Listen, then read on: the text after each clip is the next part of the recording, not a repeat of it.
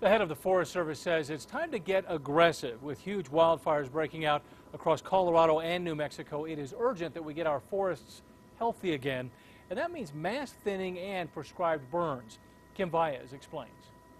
The fires aren't like they used to be. Years ago, 10,000 acres was considered big. Now we're seeing fires like the 300,000-acre Whitewater Baldy.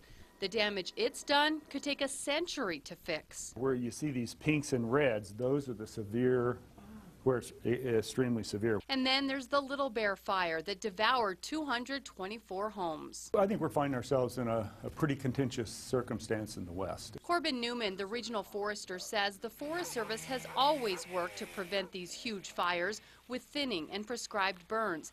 But the mass thinning projects faded following the timber wars, where the public fought to shut down the huge logging camps. But now I think folks are realizing making that go away created a condition that has results none of us want. Yesterday, Tom Tidwell, the Forest Service chief, announced that he wants to accelerate restoration programs at least 20% a year. This year's target, 4 million acres. That won't mean clear-cutting forests. It means thinning of huge areas at a time, using machines and prescribed burns. 3 areas in New Mexico are already being targeted. It lays here on the Jemez Ranger District. The Southwest Jemez project will cover 210,000 acres. There will be another 210,000 acres in the Zuni Mountains. And the other big project, 290,000 acres in the Sacramentos, south of Cloudcroft.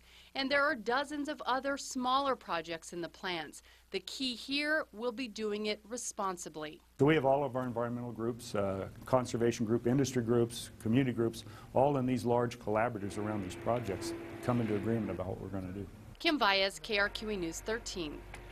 The cost of thinning forests is very high. The 4 million acres slated for this year will cost $1 billion. The U.S. Forest Service says it is looking at creating an industry that can make goods from that wood, so the companies might do the work for free, but the Forest Service would limit how many trees they can cut down.